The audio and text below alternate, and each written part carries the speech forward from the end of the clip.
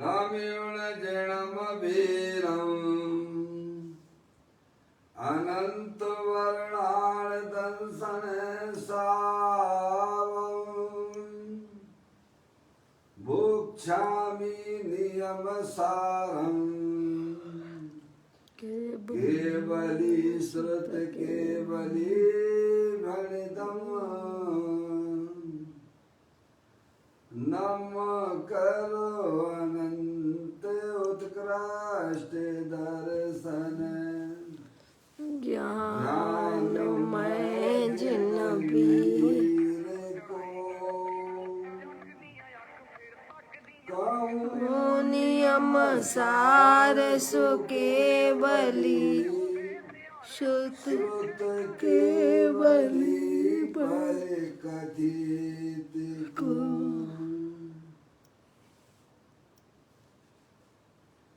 श्री नियम सार नामक परम आध्यात्मिक ग्रंथ स्वाध्याय हेतु में विराजमान है। आज से 2000 वर्ष पहले इस महान पवित्र ग्रंथ की रचना आचार्य श्री कुंद देव द्वारा इसी पवित्र भूमि पर की गई और इसके टीकाकार पदम प्रबंधारी देव मुनिराज हैं।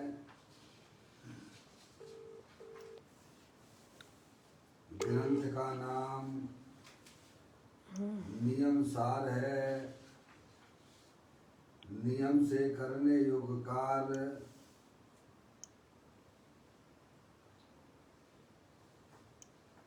अपनी आत्मा में सम्यक दर्शन, सम्यक ज्ञान, सम्यक चारित्र रूपी निर्मल पर्याय, पवित्र पर्याय,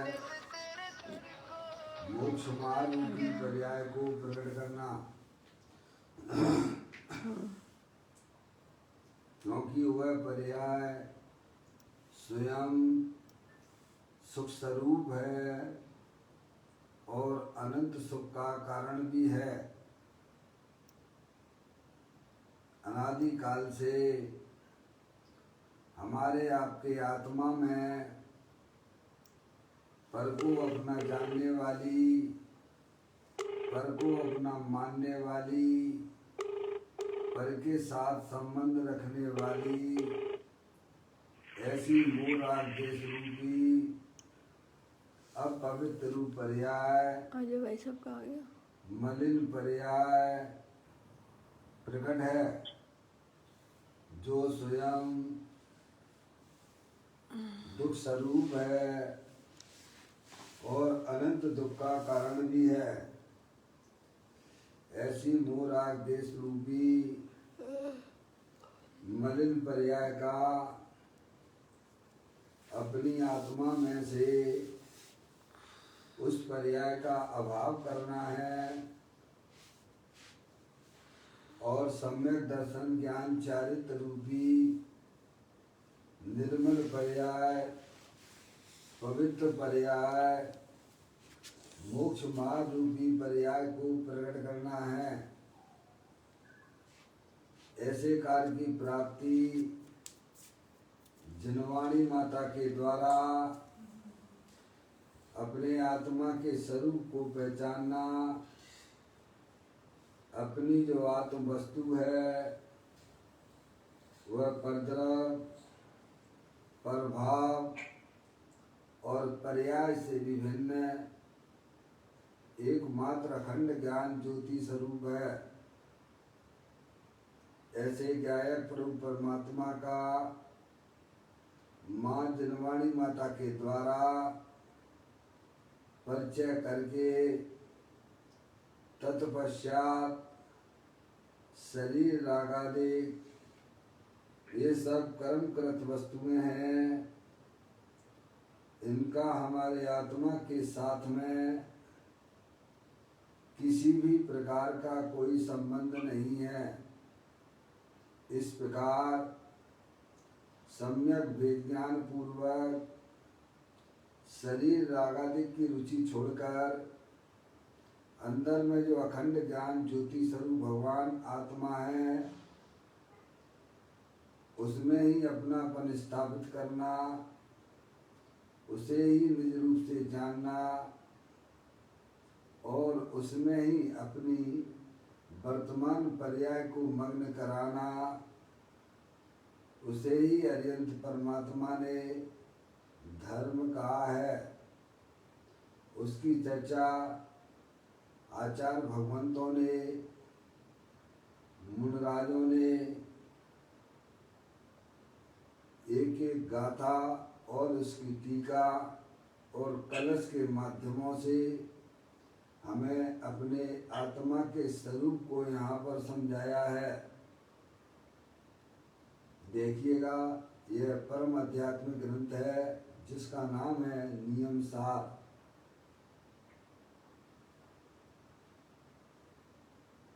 जिसका 7वां अधिकार यहाँ अपन स्वाध्याय हेतु पढ़ रहे हैं, जिसका नाम है परम आलोचना अधिकार, जिसकी 109 नंबर की गाथा पूर्ण करने के बाद पदम प्रमलधारी जी मुनिराज ने 6 कलशों की रचना की है। उसका यह अंतिम कलश 159वें नंबर का है, वह अपन यहाँ पढ़ रहे हैं। पाठ करता हूँ कलश का।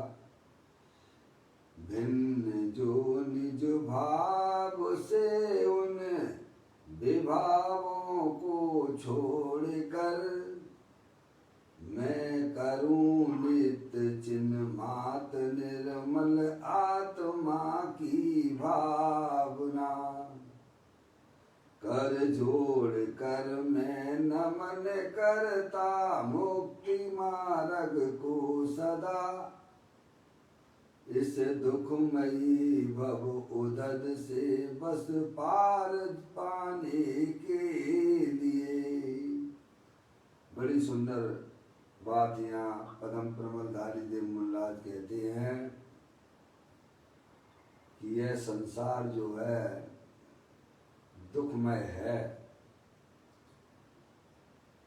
इस दुख रूपी संसार को पार होने के लिए मैं अपने आत्मा का निरंतर भजन करता हूँ।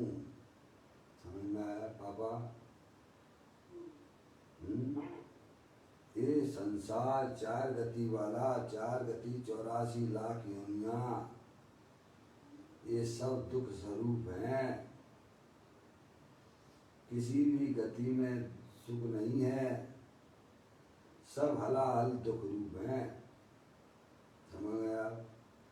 ऐसे दुखों से पार होने के लिए पदम प्रबंधधारी देव मुनिराज कहते हैं कि मैं अपनी शुद्धात्मा को अपना जानकर, अपना मानकर उसमें अपनी परिणति को मग्न कराता हूँ। यही संसार से छूटने का उपाय है। जन्म मरण के चैन को अगर तोड़ना है तो अपनी शुद्धात्मा के स्वरूप को पहचानो, जो कि परद्रव, प्रभाव और पर्याय से भी भिन्न अखंड ज्ञान ज्योति स्वरूप है। कहते हैं भिन्न जो निज भाव से उन विभावों को छोड़कर, क्या अपनी आत्मा में जो मोह राग देश के परिणाम उत्पन्न होते हैं उनकी सर्वप्रथम रुचि छोड़कर और चारित्र संबंधी जो किंचित रागादिक परिणाम है उनका भी अवलंबन आश्रय छोड़कर अंदर में जो अपनी चैतन्य वस्तु है, जो कि मोह राग देश रूप विभावों से अत्यंत भिन्न है, भिन्न जो निज भाव से उन विभावों को छोड़कर, क्या अपना जो शुद्धात्म वस्तु है, जो भीतराग आनंद स्वरूप है, ऐसी चैतन्य वस्तु को आश्रय लेकर उन विभाव भावों को छोड़ देते हैं। क्या संसार अवस्था है नहीं आत्मा में, जो मोराग्देश रूपी परिणाम, सर्वप्रथम ज्ञानी उसकी रुचि छोड़ते हैं, फिर उनकी भूमिका के अनुसार कुछ रागादिक परिणतियां किंचित रह जाती हैं। मुनिराज और विशेष पुरुषार्थ अंदर में जागृत करके अपने ज्ञायक प्रभु परमात्मा का आश्रय लेते हैं। उन रागादिक परिणतियां जो कि विभाव रूप से विद्यमान है, उनका गुण को भी छोड़कर, क्या किसको छोड़कर? शरीर आदि की तो बात ही नहीं है। मम्मी पापा मम्मी है, किनको छोड़ने की बात की जा रही है?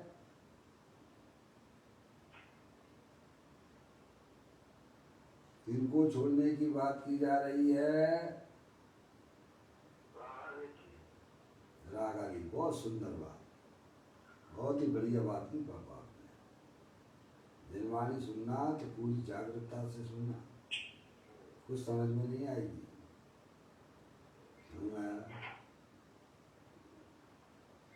अपनी आत्मा में जो विभाव रूप परिणतियां हैं, पर्याय में है, द्रव्य स्वभाव में नहीं है। समझ आप? शरीर तो आत्मा से अत्यंत भिन्न है, जड़ है, चैतन्य वस्तु जानने देखने वाली है, शरीर से जो उसका कोई संबंध है ही नहीं है, नहीं? अंदर में जो विभाव रूप परिणतियां हैं, मूल राग देश के परिणाम हैं, उनको छोड़कर, किनको छोड़कर? समझ में आई? उनका लक्ष्य छोड़ देना। सर्वप्रथम उनकी रुचि छूटती है, फिर उसके बाद ज्ञानी जीव अपनी आत्मा की साधना आराधना करता हुआ अंतर्मुखी उपयोग के द्वारा उन रागादिक परिणतियों का भी अवलंबन आश्रय छोड़ देते हैं। तो किसका लेते हैं? कुछ तो करते ही होंगे ना। किसका आश्रय लेते हैं? अपनी चैतन्य शुद्धात्म वस्तु का आश्रय लेते हैं। इसी को अनंत परमात्मा ने धर्म कहा है। समझ में आया? केवल भगवान को नमस्कार कर लेना है और भगवान तुम्हारा बेड़ा पार कर देंगे, इस भरोसे मत रहना मनुष्य पर्याय में। समझ में आया? एक द्रव दूसरे द्रव का यहाँ कोई कर्ता धर्ता नहीं है।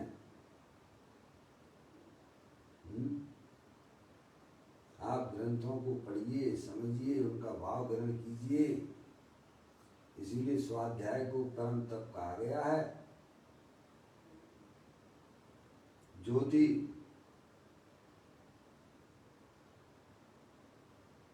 जसवंत नगर ज्योति, धर्म किसको कहा है?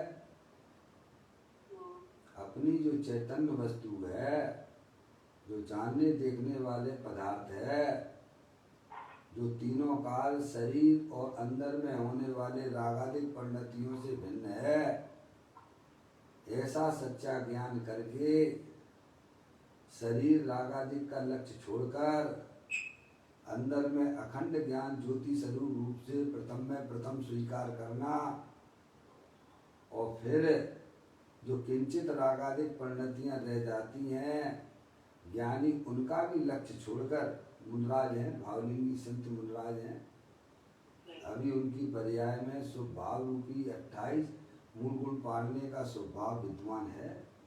कौन उनकी पर्याय में अभी पूर्ण वितराग दशा आ गई है? समझ में आया? तो मुनराज उन किंचित रागादिक परिणतियों का भी आश्रय छोड़ देते हैं। ये प्रथम लाइन में ये बात कही गई है। इसे भगवान ने धर्म कहा है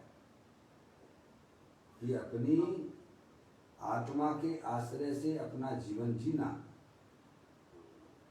पूज्य गुरुदेव श्री ने बड़ी सुंदर बात की है, द्रव दृष्टि जिमेश्वर, बहुत सारी सब बातें कि अनादि काल से तूने आत्मा के बिना गाड़ी चलाई है।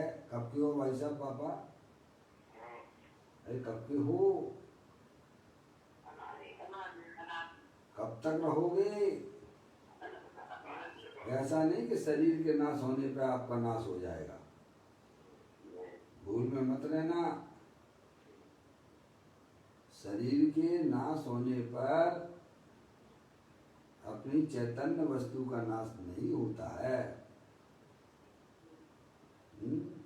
जब शरीर के उत्पन्न होने पर आत्मा की उत्पत्ति नहीं होती है तो शरीर के नाश होने पर आत्मा का नाश कैसे हो जाएगा भाई? अपनी चैतन्य वस्तु जो है वह अविनाशी है, सिद्ध की सामर्थ्य वाली है। जितनी शक्तियां प्रभु के पास में हैं उतनी की उतनी शक्तियां प्रत्येक संसारी जीव की आत्मा में विद्यमान है।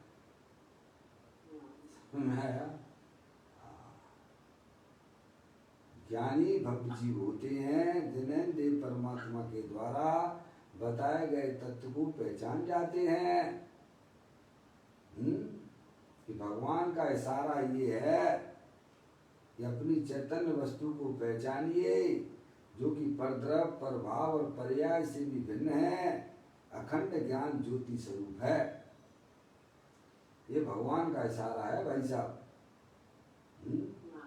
अगर जो जीव समझ जाते हैं वे सब परद्रव प्रभाव की रुचि छोड़ देते हैं जो कि सब कर्मकृत वस्तुएं हैं।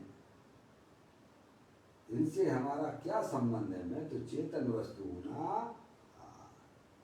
मुनराज की पर्याय में विशेष पुरुषार्थ जागृत हुआ है, इसीलिए वे किंचित स्वभाव जो परिणाम में है उसका भी लक्ष्य छोड़ देते हैं। समझ गए आप? पुरुषार्थी जीव है ना मुनराज। तो कहते हैं पदम प्रमलधारी के मुनराज भिन्न जो निज भाव से उन विभावों को छोड़कर अपने घर में आना है तो भाई साहब क्या करोगे आप ये बताओ।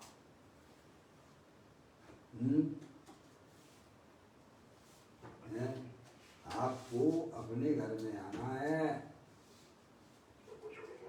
सब छोड़ के आना पड़ेगा कि वहीं बैठे रहो दोस्तों के साथ गप्पे लगाते रहो। क्या मिलने वाला उससे तुम्हें? अपने घर में सबको आनंद मिलता है, चाहे कितनी भी शंभेश शेखर जी की यात्रा कराओ और चाहे कितनी भी गिरनार जी की यात्रा कराओ। पापा अपने घर किसको शांति नहीं मिलती है? लौकिक में कहो चाहे पारलौकिक में कहो, यहाँ तो अलौकिक बात की जा रही है। अपनी चैतन्य वस्तु अपना घर है, उपयोग का अपने ज्ञायक प्रभु परमात्मा में आ जाना वही वास्तव में सुख शांति का उपाय है। अनादिकाल से उपयोग पर द्रव प्रभाव का लक्ष्य करके उनकी रुचि करके वैरमुख हो रहा है। ज्ञानियों ने वस्तु स्वरूप का यथार्थ ज्ञान करके कि अपनी जो चैतन्य वस्तु है वह तीनों काल शरीर रागादिक से भिन्न है। कहते हैं भिन्न जो निज भाव से उन विभावों को छोड़कर मैं करूं नित्य चिन्ह मात्र निर्मल आत्मा की भावना। क्या ये कहते हैं मुनराज तो है जो अपनी चैतन्य वस्तु है वह तीनों काल शरीर राग आदि से भिन्न है। ज्ञानी जीव रुचि और उसका लक्ष्य छोड़कर अंदर अपने चैतन्य की रुचि अंदर में जागृत करके अपनी पर्याय को उसमें ही मग्न कराते हैं। उसी को भगवान ने धर्म कहा है। क्या भिन्न जो निज भाव से उन विभावों को छोड़कर, जैसे शरीर और आत्मा का कोई मेल नहीं है, ऐसे ही अंदर में जो सुख स्वरूपी भगवान आत्मा सुख शांति का भंडार है, और रागादिक परिणतियां दुख रूप हैं, उनका भी आत्मा के साथ में कोई मेल नहीं है। जैसे शरीर और आत्मा का आपस में कोई मेल नहीं है। आत्मा चैतन्य स्वरूप भगवान आत्मा है, और शरीर क्या है? जड़ है। पापा, शरीर क्या है? जड़ है, मुर्दा है, अनंत पुद्गल परमाणुओं का पिंड है। और चैतन्य वस्तु जानने देखने वाली सिद्धि की सामर्थ्य वाली है, वह आत्मा और शरीर में दोनों में अत्यंत भिन्नता है। दोनों का क्या मेल है बताइए आप। ऐसे ही अपनी जो चैतन्य वस्तु है वह पूर्ण वीतराग स्वरूप ज्ञानानंद स्वरूप है, और जो आत्मा की पर्याय में जो विभाव रूप परिणतियां हैं वे आश्रम रूप से दुख रूप हैं। चाहे वे पुण्य के परिणाम हो गए, चाहे वे पाप के परिणाम हो गए, सब कैसे हैं? दुख रूप हैं। और आत्मा कैसा है? सुख स्वरूप है। बोलो दोनों को कहाँ मेल है भाई साहब? हैं? जैसे शरीर आत्मा से भिन्न है, वैसे ही आत्मा की पर्याय में संसार अवस्था में जो मूल आदेश के परिणाम होते हैं वे आत्मा से अत्यंत भिन्न है। इसीलिए ज्ञानी उनका भी लक्ष्य छोड़कर अंदर अपनी चैतन्य स्वरूपी भगवान आत्मा जो कि तीनों का ज्ञानानंद मूर्ति है, कृत्रिम जिनबिंब है, उसका आश्रय लेती हैं। सुबह सुबह भगवान के दर्शन करना तो अच्छी बात है ना? क्यों बाबा? सुबह सुबह भगवान के दर्शन करना तो अच्छी बात है ना? बोलो है कि नहीं है? हैं? क्या कह रहे बाप? प्रयास कर रहे हो?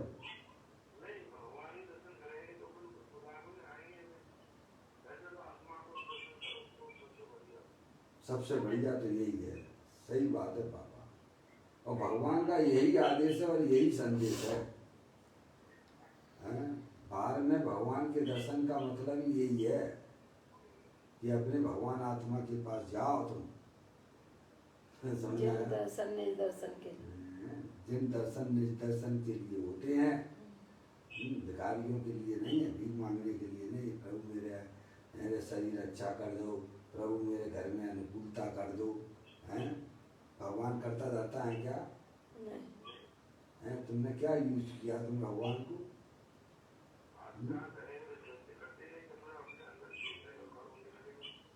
हाँ, और अपना भी यही कर्तव्य है। अपन अंदर तो जब देखेंगे जब अपनी आत्मा का ज्ञान होगा।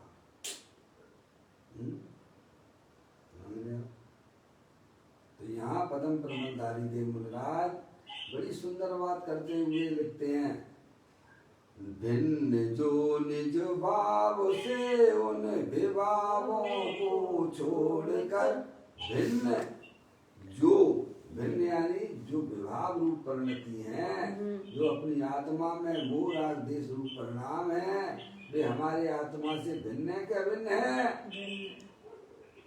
जैसे शरीर आत्मा से अत्यंत भिन्न है, ऐसे ही जो है मोह राग देश के परिणाम जो दुख रूप परिणतियां हैं, मेरे भगवान आत्मा से भिन्न है। उसका लक्ष्य छोड़कर, उन विभाव परिणतियों का लक्ष्य छोड़कर, अभी हमारे तो ज्ञान में निरंतर भाई साहब 9 कर्मों ने अड्डा जमा रखा है। विभाव पता ही नहीं पड़ती, निरंतर पर का लक्ष्य करके इनने ऐसा कहा, इनने वैसा कहा। पापा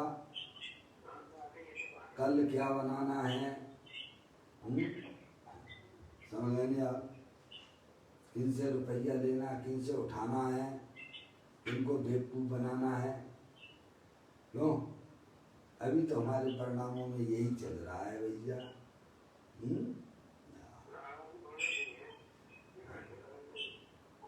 जगादी पंडिती हैं पापा वे हमारे आत्मा से भिन्न है क्या? भिन्न है। ज्ञानियों को भिन्न रूप से नजर आती हैं। आप भी बोलते ही हो, पाठ में बोलते हो आप। स्वतंत्र निश्चल निशिकाम ज्ञाता दृष्टा तमराम। मैं वह हूँ जो है भगवान, जो मैं हूँ वह है भगवान। अंतर यही ऊपरी जान, बेविराग यहाँ राग वितान। ऊपर ऊपर के अंतर को हमने क्या कर दिया है? अंतर यही ऊपरी ध्यान। ये मोह राग देश के परिणाम ऊपर ऊपर हैं, कोई हमारी चैतन्य वस्तु के अंदर प्रवेश नहीं करते हैं। अंदर में तो प्रत्येक आत्मा अत्यंत सिद्ध परमात्मा जैसा है। इसीलिए मुनिराज यहाँ कहते हैं भिन्न जो निज भाव से, भिन्न जो निज भाव से। निज भाव यानी वीतराग स्वरूप, आनंद स्वरूप, सुख शांति का भंडार स्वरूप। भिन्न जो निज भाव से उन विभावों को छोड़कर, उनको मोह राग देश रूप परिणाम उनको छोड़कर, उनकी तरफ ना देखकर अपने चैतन्य स्वरूपी भगवान आत्मा की तरफ निरंतर निहारा करते हैं। आगे लिखा उन्होंने, मैं करूं नित्य चिन्ह मात्र निर्मल आत्मा की भावना। क्या करूं? वे कहते मैं क्या करता हूं? रागादि परिणतियों का लक्ष्य छोड़ के मैं तो निरंतर अपने चैतन्य स्वरूपी भगवान आत्मा में एकाग्र होता हूँ। भावना यानी एकाग्र होने का नाम है। यहाँ आश्रम का तो ऊपर ही निषेध कर दिया है। में आश्रम रूपी जो भावना है उसका तो उन्होंने ऊपर ही भिन्न बता दिया है। तो इस भावना का मतलब क्या दूसरी पंक्ति में? कि मैं अपनी आत्मा में एकाग्र होता हूँ। क्या तुम्हारी 12 भावना वाली आश्रम वाली भावना नहीं है? उसको तो पहले ही उन्होंने भाई साहब उसका आश्रय छोड़ दिया। अंदर शुद्धात्मा का आश्रय ले लिया। तो कहते हैं भिन्न जो निज भाव से उन विभावों को छोड़कर मैं करूं नित्य चिन्ह मात्र निर्मल आत्मा की भावना। क्या? मैं करूं नित्य चिन्ह मात्र निर्मल आत्मा। प्रत्येक चैतन्य वस्तु कैसी है? निर्मलानंद है। पापा कैसी है? निर्मलानंद है, शुद्ध है, परद्रव्य से भिन्न है। ऐसे गायक प्रभु परमात्मा की भावना करते हैं। मुन्नाज जी करते हैं। क्या करते हैं?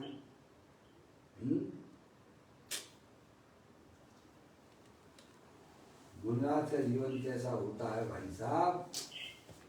ये निरंतर अपने शुद्धात्म वस्तु जो परद्रव्य प्रभाव और पर्याय से भी भिन्न है, ऐसे गायक प्रभु परमात्मा का लक्ष्य करके उसमें स्थिर होते हैं। ये करते हैं नित्य हमेशा। ये लिखा दूसरी लाइन में मुनिराज स्वयं लिखते हैं, मैं क्या करता हूँ? कहते हैं मैं करूं नित्य चिन्ह मात्र निर्मल आत्मा की भावना। भावना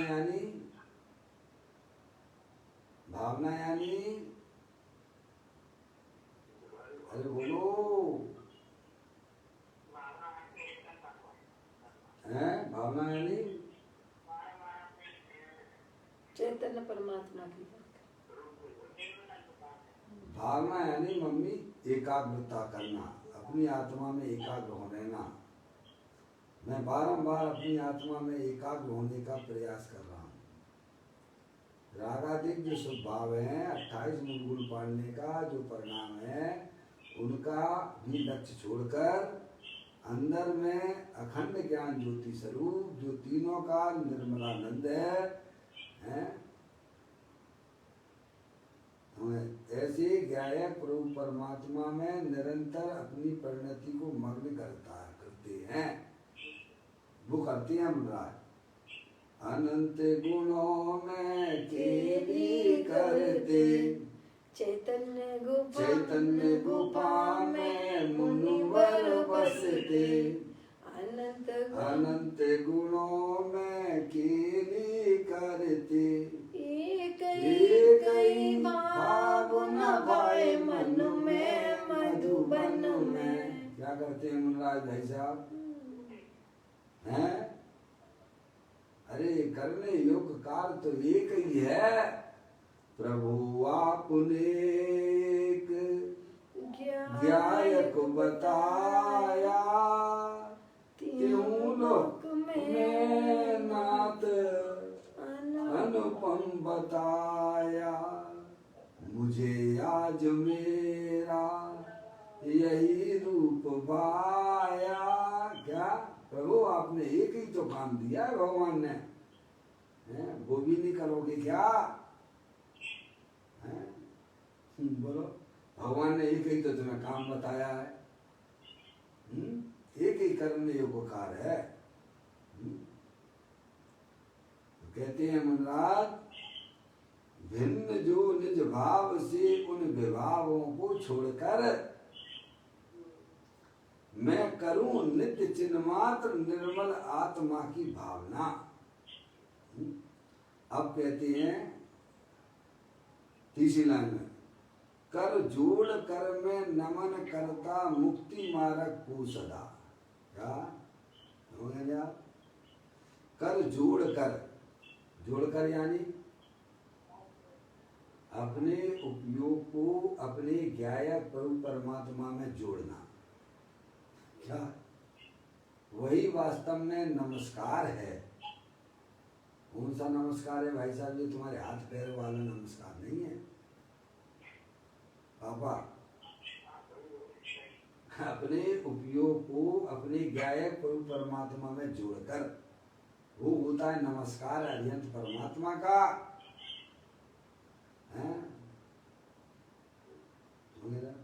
कर जोड़ कर में नमन करता मुक्ति मार्ग को सदा। है किसको प्राप्त करने वाले हैं? मुक्ति मार्ग में प्रारंभ ऐसा होता है मम्मी, अपनी पर्याय को अपने ज्ञायक प्रभु परमात्मा में जोड़ देना, यानी अब मुक्ति मार्ग में, मोक्ष मार्ग के मार्ग में वह प्रवेश कर गया जी। जिसने अपने उपयोग को अपने ज्ञायक प्रभु परमात्मा में नहीं जोड़ा, वे सब संसारी जीव हैं। वे सब संसार मार्ग को प्राप्त होंगे। क्या जिन्होंने अपने वर्तमान पर्याय को अपने ज्ञायक प्रभु परमात्मा से ना जोड़ा, तो संसार मार्ग चालू है। क्या पापा? जिन्होंने अपनी वर्तमान पर्याय को अंदर जो त्रिकालिक ध्रुव भगवान आत्मा जो कि अनंत शक्तियों के भंडार वाला है, ऐसे ज्ञायक प्रभु परमात्मा में अपने उपयोग को नहीं जोड़ा, तो सब संसारी मार्ग है वे। मोक्ष मार्ग उसे कहते हैं जो अपनी वर्तमान पर्याय को अपने ज्ञायक प्रभु परमात्मा से जोड़कर मोक्ष मार्ग प्रारंभ हो जाता है। ये लिखा हुआ है तीसरी लाइन में। समझदार के लिए इशारा काफी है। गौतम को तो केवल इशारा ही तो काम कर गया। कौन सी भगवान की देशना हुई थी वहां पर? क्यों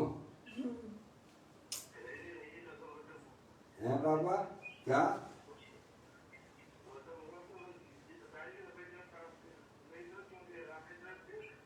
बताइए कौन ने कहा? खुद समझ गए थे वे हैं? भगवान की वाणी तो बाद में खिली थी। भगवान की वाणी तो है बाद में खिली थी। हैं? समझदार के लिए तो इशारा ही काफी होता है। वे भगवान का इशारा समझ गए। हम रोज ना मंदिर में जाते हैं पर भगवान का इशारा नहीं समझते हैं। हैं? बोलो हैं? तुम्हें इतने बढ़िया भगवान मिले, अरिहंत परमात्मा मिले, जिन्हें नहीं मिले वे तो अभागे हैं ही। वे तो अभागे हैं जिन्हें मिल गए हैं और वे सदुपयोग नहीं कर रहे। जो मिल गए हैं पर उनका इशारा नहीं समझते, वे भी अभागे ही हैं। हैं क्या?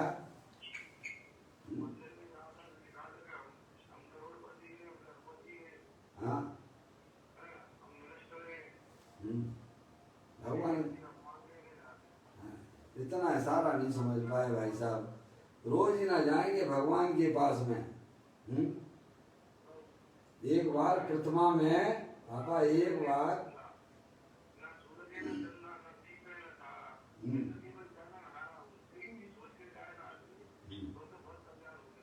अरे तत्काल संकलेश रूप परिणामों की हानि होती है पापा, तत्काल।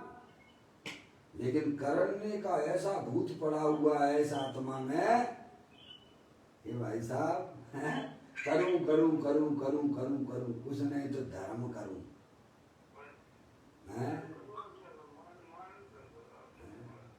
इसीलिए जो है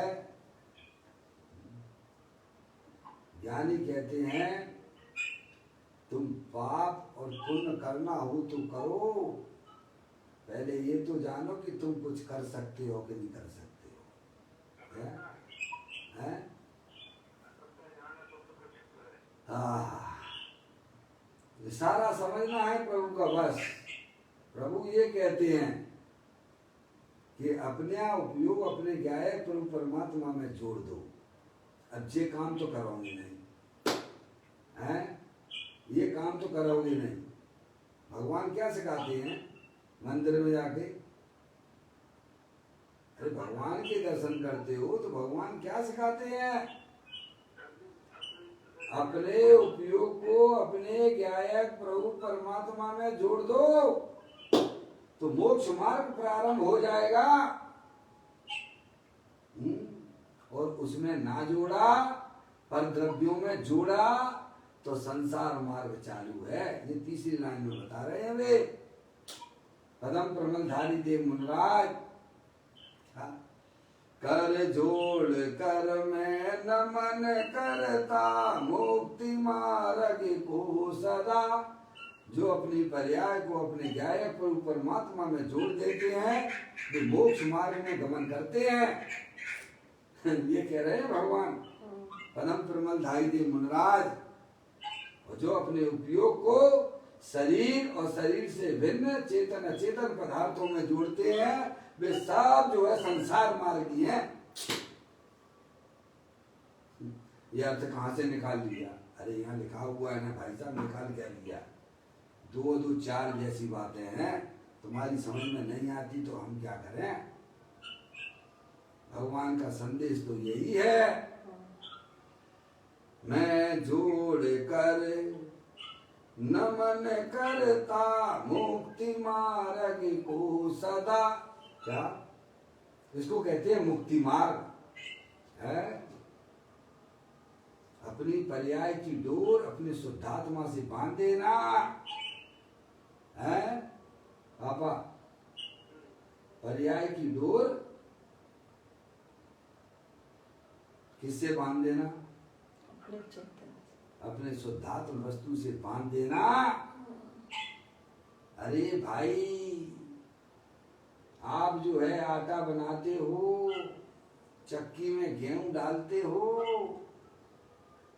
अगर वह गेहूं का दाना वह एक्सेल के पास में जो स्थिर वस्तु है जिससे चक्का घूमा करता है वहां पर गेहूं का दाना रहता है ना उसके नजदीक में, तो भाई साहब पूरी तरह सुरक्षित रहता है।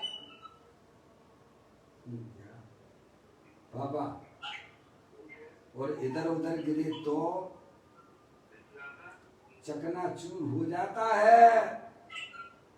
ऐसे ही ज्ञानियों ने जो अंदर स्थायी वस्तु चैतन्य द्रव्य है, अपने पर्याय रूपी दाने को स्थिर वस्तु, शरीर में कौन स्थिर वस्तु है भाई साहब, वहां उनका उपयोग लगा हुआ है, तो पूरी तरह अपने आप को सुरक्षित रहती है वो पर्याय। और जो इधर उधर जाती है, वे लड़का मेरे हैं, लड़की मेरे हैं, घर मेरा है, दुकान मेरा है, चकनाचूर हो गए। संसार को मार जाना पड़ेगा, भूलना पड़ेगा है। भगवान का आदेश है, संदेश है। जो अपनी पर्याय को अपने द्रव्य स्वभाव से जोड़ देते हैं, वे मोक्ष मार्ग में गमन करते हैं। और जो अपनी पर्याय को पर द्रव्य के साथ संबंध जोड़ते हैं, वे सब वर्तमान में दुखी हो रहे हैं और संसार में ही गमन करेंगे, गमन कर रहे हैं। मम्मी ये कह रहे हैं, तीसरी लाइन में ये बताया है, कर जोड़ कर मैं नमन करता मुक्ति मार्ग को सदा। ये करते हैं मुल्ला हैं, इस दुखमयी भव उदत से बस पार पाने के लिए। संसार चार गति जो दुख रूप है भाई साहब, इससे पार तो है भारत शुद्धात्मा रूपी नौका में बैठ जाइए पापा, पार हो जाओगे। हैं? चार गति 84 लाख हलाल दुख रूप है। समझ रहे आप? इनसे अगर निजात पाना हो, इनसे छुट्टी प्राप्त करना हो, तो अपने शुद्धात्मा रूपी नौका में बैठ जाओ, तो संसार सागर से पार हो जाओगे। ये कला सीख लो बस। ये कला आज तक प्राप्त नहीं की है। बाकी मूर्खों की कलाई तो इसमें कोई कला बला नहीं है, ये सब मिथ्या बला है। क्योंकि आत्मा शरीर का कुछ कर नहीं सकता है, वहां तक मैं शरीर का करने वाला हूँ। क्या भाई साहब, मैं बढ़िया मैसूर पाक बना लेती हूँ, भाई कहती है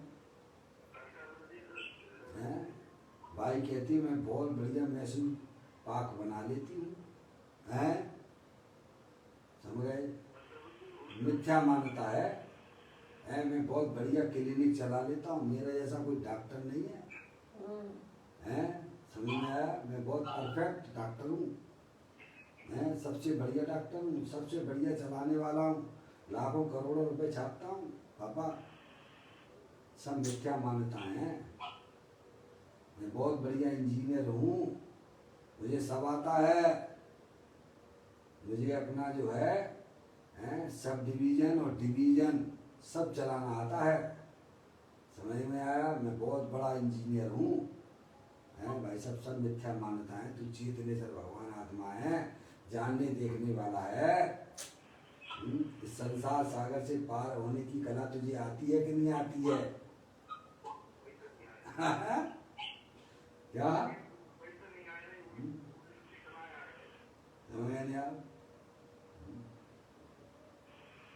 एक व्यक्ति था, नाव में सवार हो रहा था,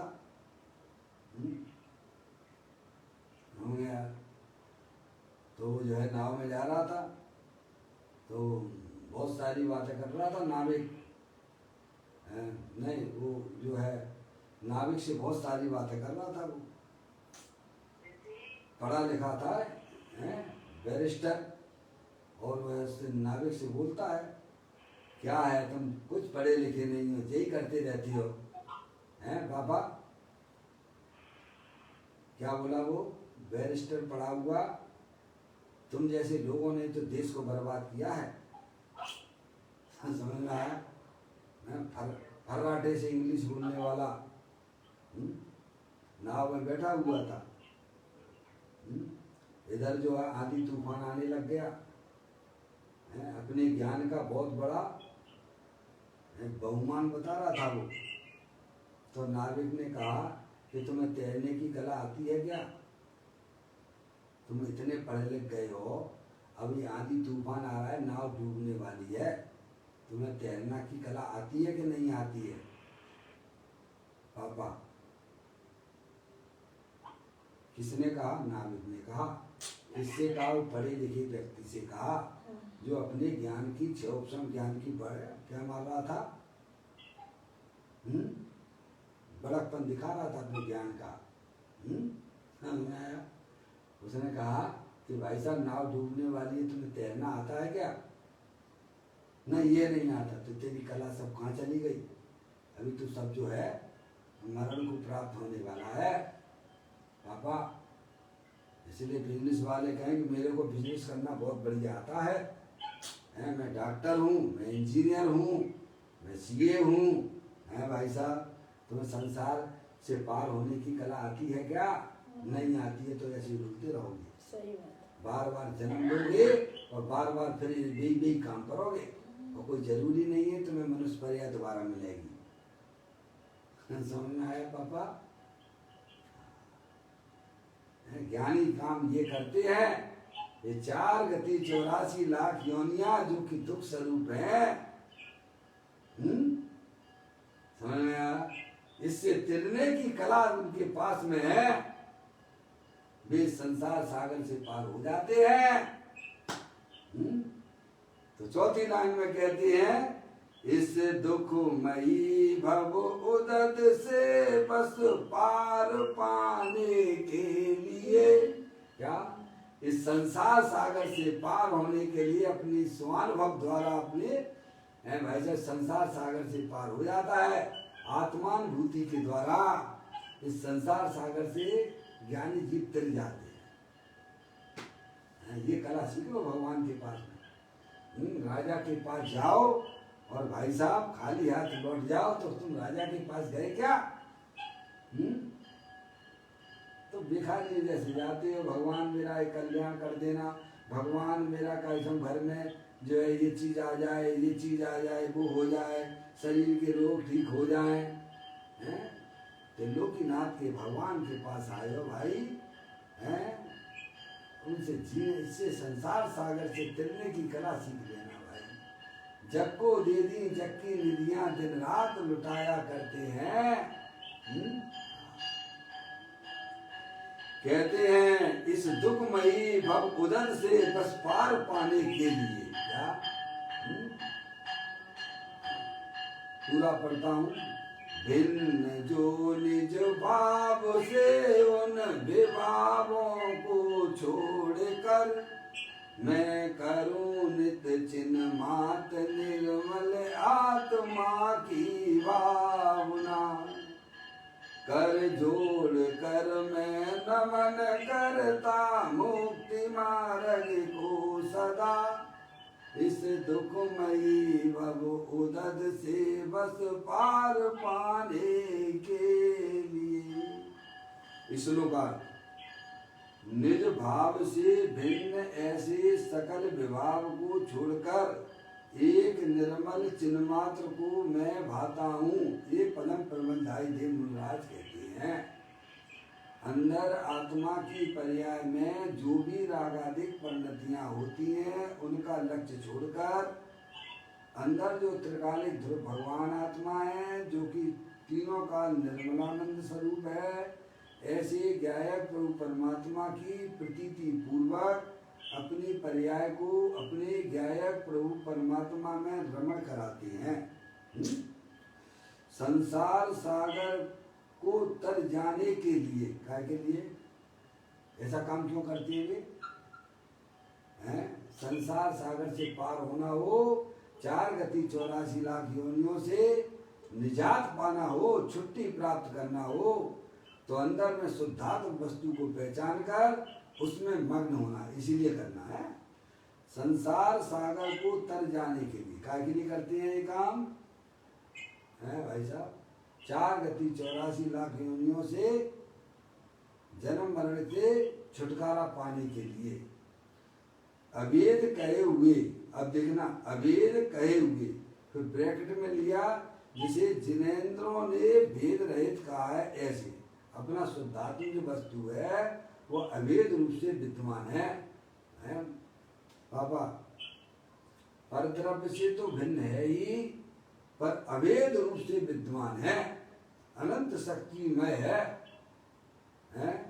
जिसमें भेद का भी गुंजाइश नहीं है ऐसी अभेद भगवान जिनेंद्र परमात्मा ने ऐसी वस्तु बताई है अभेद है जिसमें परद्रव्य की मिलावट नहीं होती है पर्याय सुभाषुभ भावों की भी जिसमें मिलावट नहीं है ऐसी अभेद गुण भेद का भी जिसमें अभाव है ऐसी अभेद चैतन्य वस्तु तीनों काल विद्यमान है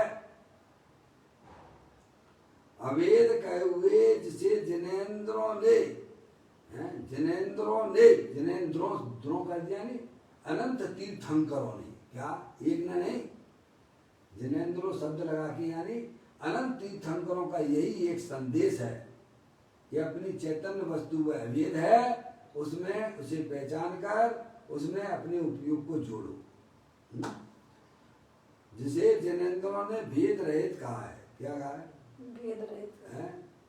भेद रहित वस्तु अनंत तीर्थंकरों का यही कहना है मुक्ति के मार्ग को मैं भी नित्य नमन करता हूँ अपने वर्तमान उपयोग को अपने ज्ञायक परमात्मा में जोड़ता हूँ समझ लेने आप यही वास्तव में अरियंत परमात्मा के प्रति नमन है नमस्कार है और यही अपनी शुद्धात्मा को नमस्कार है ये बात जो है कलश में अपनी बात आई अब चले अपन आगे पूज्य गुरुदेव श्री ने इसी कलश को यहाँ पर थोड़ा स्पष्ट किया है वह अपन पढ़ लेते हैं नियम सार प्रवचन है तीसरा भाग है पेज नंबर 906 पर है पहले अभेद आत्मा को नमस्कार किया पहले यानी पूर्व के कलश में किसको जो अपन पढ़ के आए ना 158 में उसकी बात की पहले अभेद आत्म तत्व को नमस्कार किया और अब उसके आश्रय से प्रकट होने वाले बीतरागी मार्ग को नमस्कार करता हूँ मोक्ष मार्ग को नमस्कार करता हूँ पहले त्रिकालिक ध्रुव 158 में अपने त्रिकालिक ध्रुव भगवान आत्मा को नमस्कार आप कह सकते हो कि भाई साहब पहले तो नमस्कार करके आई थी आपने और कोई बात यहाँ कह रहे हैं तो कहते नहीं पहले त्रिकालिक ध्रुव भगवान आत्मा को नमस्कार था अब जो है मोक्ष मार्ग को नमस्कार है यानी अपने आत्मा का जो आश्रय लेने वाली जो पर्याय है वह मोक्ष मार्ग है उसको नमस्कार किया जा रहा है पापा दोनों का अंतर समझ में आना चाहिए पहले अभेद आत्मा को नमस्कार किया अब उसके आश्रय से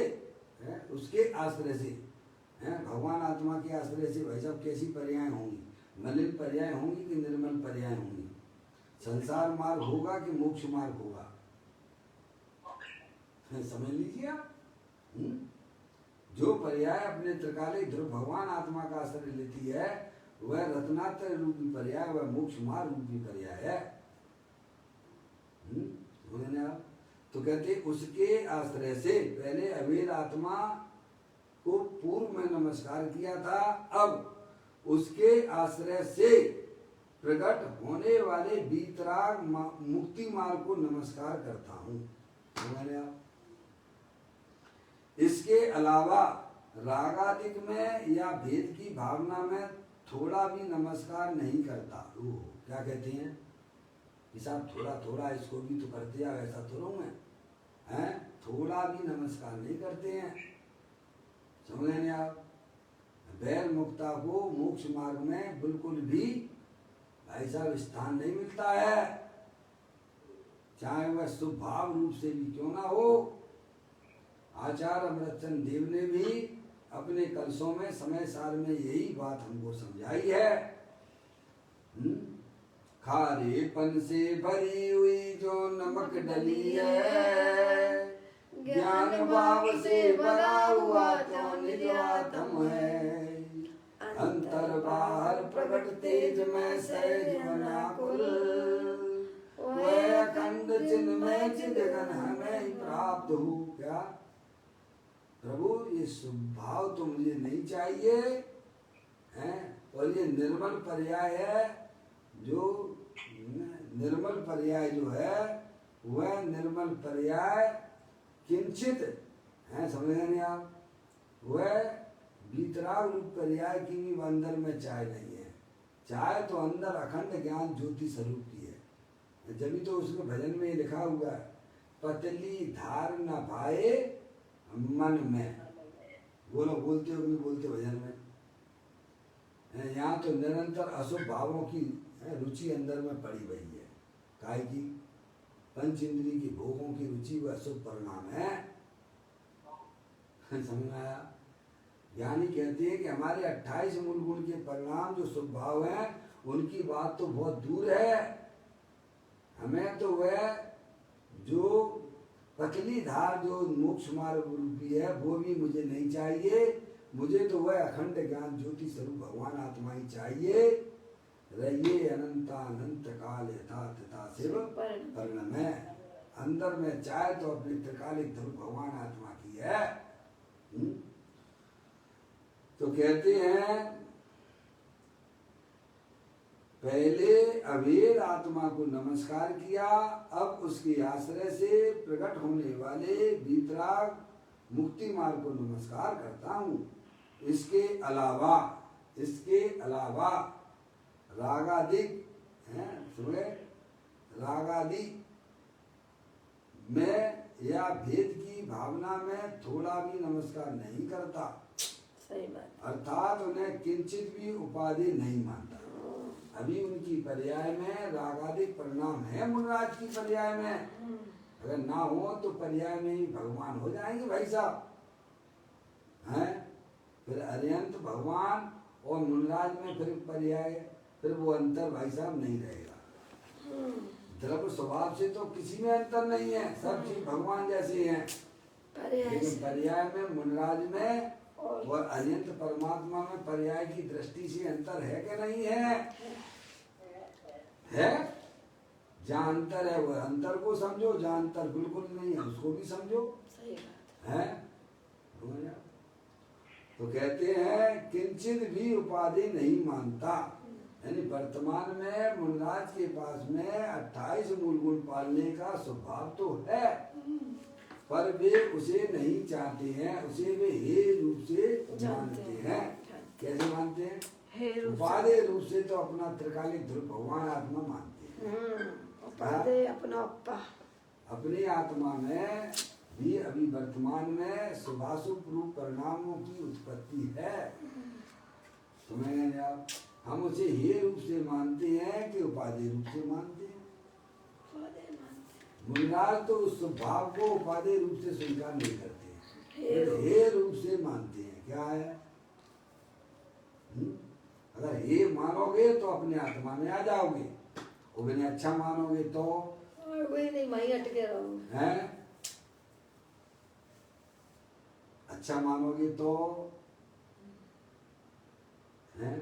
तो भाई साहब तुम अपने घर में नहीं आ पाओगे। समझ गए नहीं आप? जैसे घर में सुख शांति नहीं मिलती है, बाहर में अच्छा मानता है, तो अपने घर कब आएगा? तो पापा तो कहते हैं इसके अलावा रागादि में या भेद की भावना में थोड़ा भी नमस्कार नहीं करता। अर्थात उन्हें किंचित भी रागादिक परिणामों को उपाधि नहीं मानता। मैं तो चैतन्य स्वभाव को नमस्कार करके मुक्ति मार्ग को ही बढ़ाता हूँ। किसको नमस्कार करके? पापा पप्पू भैया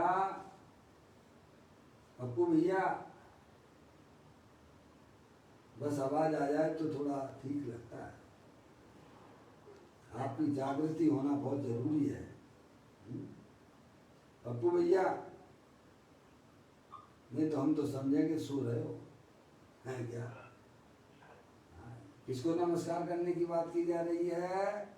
अपने चैतन्य मैं तो परम प्रबंधाई जगह मैं तो चैतन्य स्वभाव को नमस्कार करके। पापा ये बता चैतन्य स्वभाव को नमस्कार कैसे होगा? हैं? हैं? किसको नमस्कार?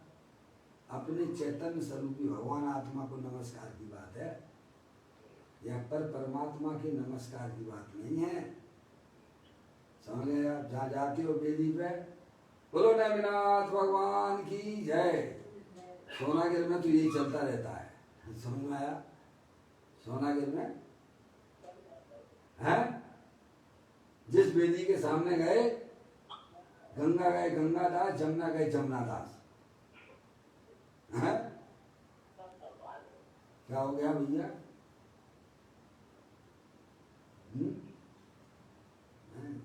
जो वेदी आई उनका नाम नहीं लो तो कैसा लगता है मन में? अच्छा लगता है? ऐसा लगता है कि पाप कर रहे हो। वेदी पे नेमिनाथ भगवान विराजमान हो, पार्श्वनाथ भगवान की जय बोलो तो कैसा लगता है? क्यों भाई? सोचो, हर वेदी पे जाएगा, हर तीर्थंकरों के नाम लिखे रहते हैं, पर ये नहीं मालूम तीर्थंकरों का स्वरूप क्या है? उनमें भी भेद कर दिए। उनमें भी ये महावीर भगवान है, ये आदिनाथ भगवान है, ये नेमिनाथ भगवान है, ये पार्श्वनाथ भगवान है। अरे सब बीतरागी रूप से क्यों नहीं देखते हो भाई? सब बीतरागी भगवान है। मंदिरों में भी जो प्रतिमा तुमने विराजमान करवा दी उसी की पूजा करोगे, बाकी की नहीं करोगे। क्यों पापा? है क्या कर रहे हो? ये गंदगी मंदिर में भी पहुंचा दी। हमने देखा है बहुत स्वाध्याय करने वाले क्षेत्रों पे जाएंगे, उसी प्रतिमा की को पूजा करेंगे वहां जाके बैठ के, जो चमत्कारिक प्रतिमा है। बाकी की सब भीतरागता देखो, उनमें तो कोई अंतर नहीं, भीतराग भी है। महावीर जी में जाओगे तो वे महावीर भगवान जो है ना, वे चमत्कारी बाबा, टीले वाले बाबा हैं? क्यों भैया? वही बैठ के नमस्कार करेगा, वही भगवान की भक्ति करेगा, दूसरी वेदी पे नहीं जाएगा। क्यों पापा? ऐसा क्यों? हैं?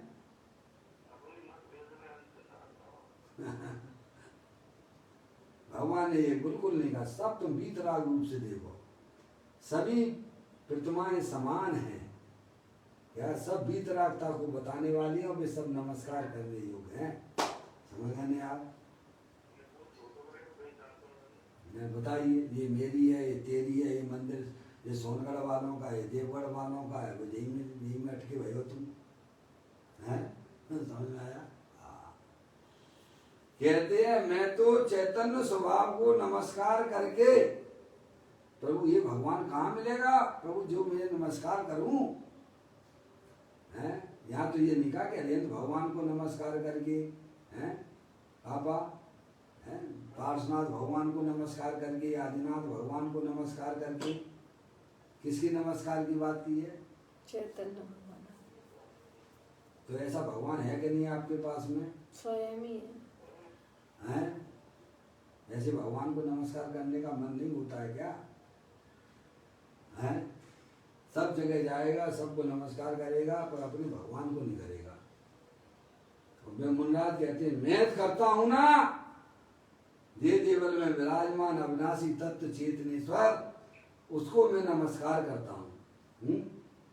बाबा कहते हैं मैं तो चैतन्य स्वभाव को नमस्कार करके मुक्ति मार्ग को ही बढ़ाता हूं। यानी जो अपने चैतन्य स्वभाव भगवान आत्मा को नमस्कार करता है वह मुक्ति मार्ग में आगे बढ़ता ही चला जाता है। क्या?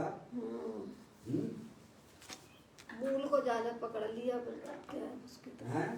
मूल पकड़ लिया ना, मूल त्रिकाली भगवान आत्मा है, उसका आश्रय जिसने कर लिया ज्ञान श्रद्धा, समझा? बस अब उसका तो आनंद मोक्ष अब भाई रूपी साहब, मंदिर तो मूल में अगर पानी नहीं दोगे पापा, वृक्ष के मूल में पानी नहीं दोगे, इधर उधर पानी दोगे तो क्या होगा उस पेड़ का? सूख जाएगा। हैं? समझ में? हम यही काम कर रहे हैं।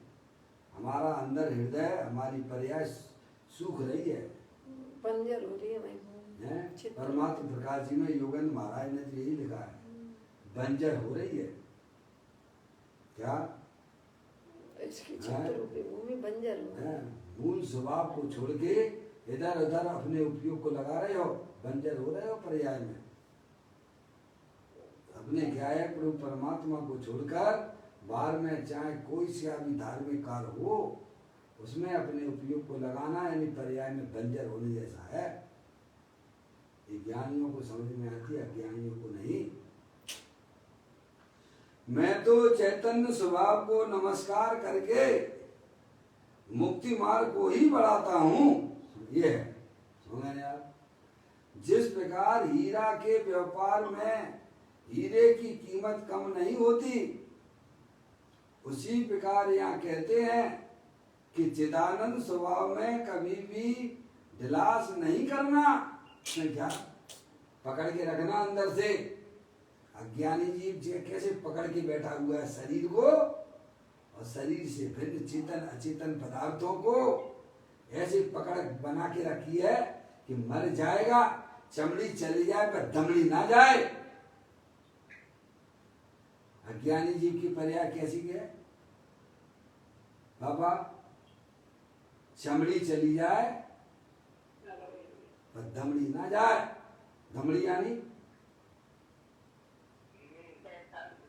हैं?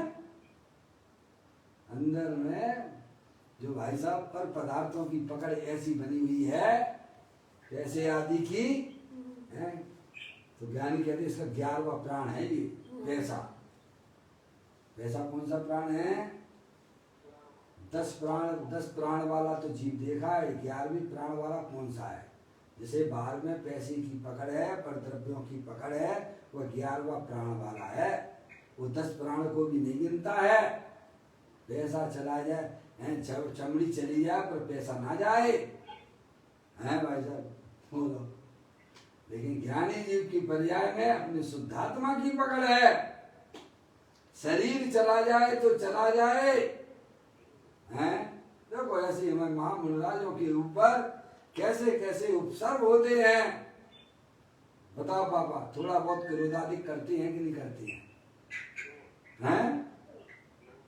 क्योंकि उनकी पर्याय में अपनी शुद्धात्मा की पकड़ है, इसीलिए पर्याय में निरंतर समता आनंद की धारा चलती है। वह काम आप भी कर सकते हो, मैं भी कर सकता हूँ। अरे सभी संगी पंचेंद्रिय जीव कर सकते हैं, असंगियों तक तो नहीं कर सकते। कहते हैं चिदानंद स्वभाव में कभी भी ढिलास नहीं करना, ऐसी अंदर में पकड़ बना के चलना है। अपने गायक प्रभु परमात्मा को सबसे पहले प्रथम मुख रखना। हर कार्य में, संसार के हर कार्य में अपने गायक प्रभु परमात्मा को मुख रखना। कहते हैं चिदानंद स्वभाव में कभी भी ढिलास नहीं करना और बाह्य रागादिक भावों में जरा भी उपाधि नहीं मानना। देखो बाह्य शब्द लिया है, बाह्य आत्मा में जो होने वाले जो शुभाशुभ भाव हैं वे सब बाह्य हैं। कहते हैं बाह्य रागादिक भावों में जरा भी उपादेयता नहीं मानना। समझ गए आप पापा? रागादिक परिणाम चाहे अशुभ राग तो छोड़ो, शुभ राग में भी ज्ञानियों को उपाधि बना नहीं रहता, हे रूप से जानते हैं। आता है पाप से बचने के लिए ज्ञानी को शुभ भाव आते हैं, पर वे उसे हे रूप से मानते हैं। अशुभ भाव से बचने हेतु ज्ञानी को शुभ आता, पर वह उसका करता न होता, रहता उसका ज्ञाता। आओ तुम्हें ध्रुव धाम दिखा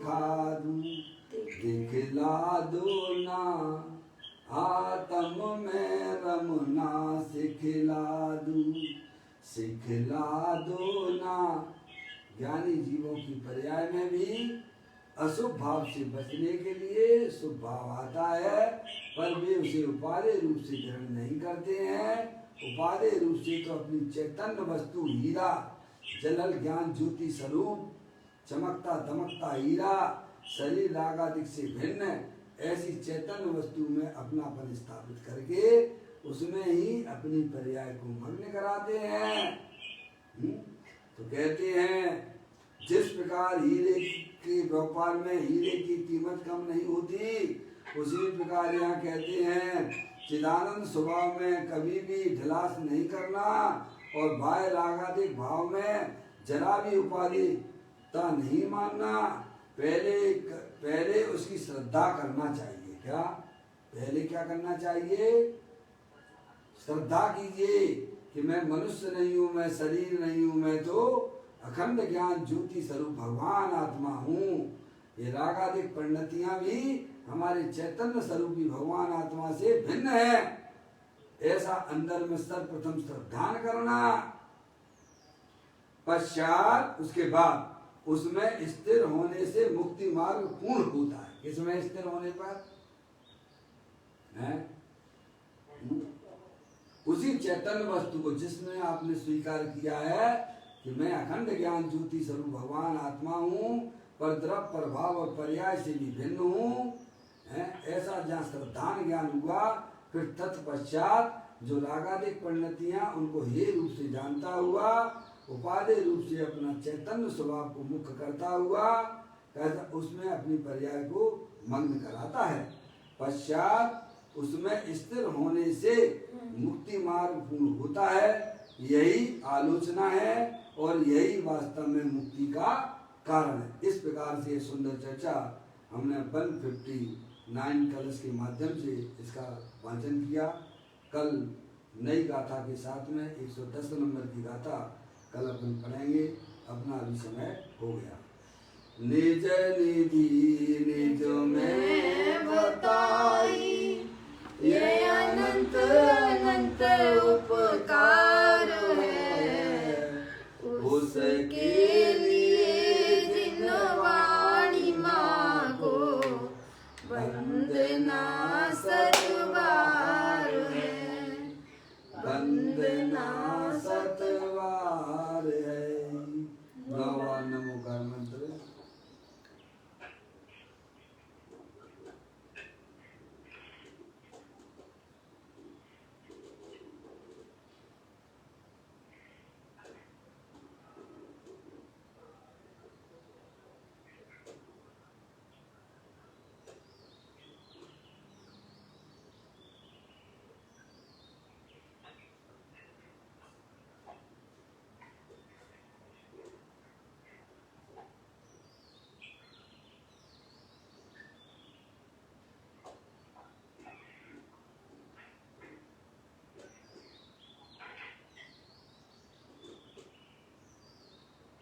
बोलो द्वादशांग जनवाणी माता की जय, महाजैन धर्म की जय।